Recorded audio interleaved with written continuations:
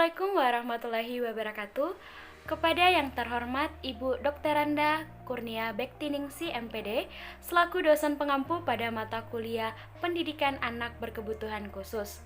Di sini kami dari kelompok 13 akan mempresentasikan hasil kerja diskusi kami tentang tindakan lanjut pembelajaran anak berkebutuhan khusus.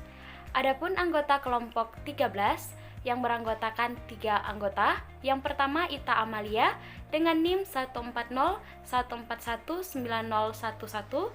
Yang kedua ialah Fahri Nur Rahman dengan NIM 140141912.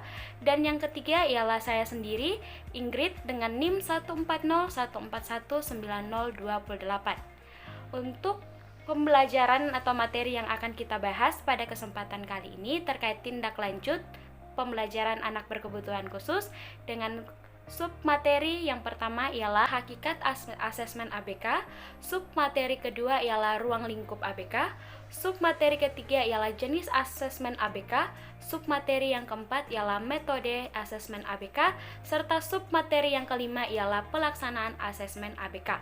Untuk materi yang pertama terkait hakikat asesmen anak berkebutuhan khusus. Asesmen anak berkebutuhan khusus merupakan suatu proses sistematis atau teratur dalam menggali permasalahan secara menyeluruh yang digunakan untuk menemukan kekurangan, menemukan hambatan, menemukan keunggulan dan kebutuhan siswa dalam kasus yang berhubungan dengan anak berkebutuhan khusus. Di sini, hubungan antara anak berkebutuhan khusus dapat kita nilai dengan 3 penilaian yang mendasar, yaitu kekurangan dan ketidakmampuan anak, kelebihan maupun potensi, serta kebutuhan yang diperlakukan oleh anak berkebutuhan khusus.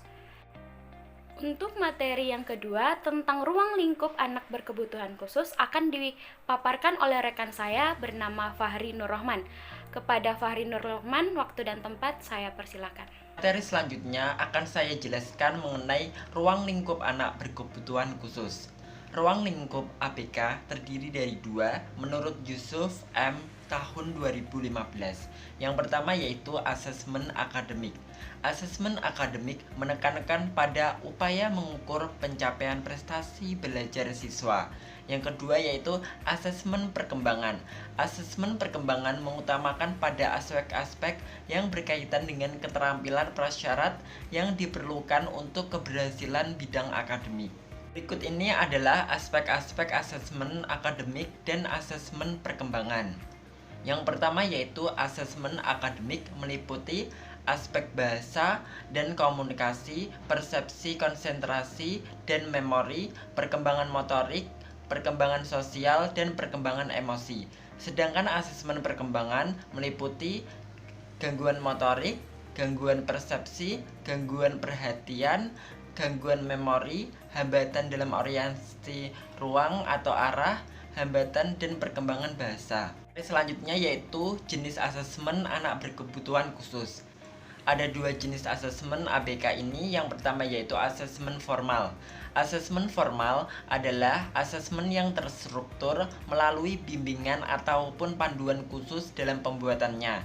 Contohnya tes inteligensi dan tes pencapaian hasil belajar. Yang kedua yaitu asesmen informal.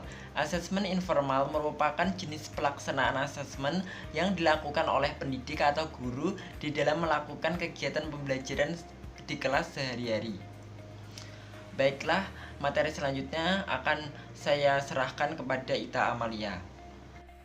Selanjutnya yaitu metode asesmen ABK atau anak berkebutuhan khusus. Metode asesmen ABK atau anak berkebutuhan khusus terdiri dari 3. Yang pertama, observasi. Observasi merupakan tindakan berupa pengamatan pada anak yang diamati berupa cara belajar anak, tingkah laku yang muncul pada saat anak belajar, dan lain-lain. Yang kedua yaitu tes. Tes dilakukan untuk memperoleh data berupa kemampuan akademik anak. Dan yang terakhir yaitu wawancara. Wawancara adalah proses pengumpulan informasi dengan interview keadaan anak melalui orang tua, keluarga, siswa, dan sebagainya. Kelima, pelaksanaan asesmen anak berkebutuhan khusus atau APK. Berikut merupakan struktur dalam pelaksanaan asesmen ABK. Langkah-langkah melakukan asesmen. Siswa, orang tua, dan orang terdekat diidentifikasi lewat proses observasi dan wawancara.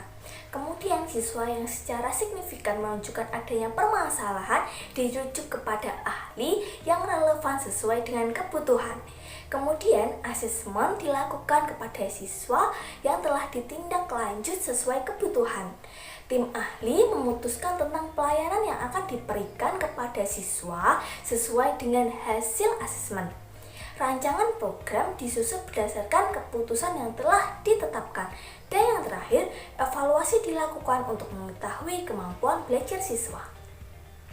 Selanjutnya, saya serahkan kepada moderator. Terima kasih kepada kedua rekan saya yang telah memaparkan materi pada hari ini. Cukup sekian presentasi dari kami, kurang lebihnya mohon dimaafkan. Terima kasih. Wassalamualaikum warahmatullahi wabarakatuh. Sampai ketemu, jaga kesehatan dan tetap semangat.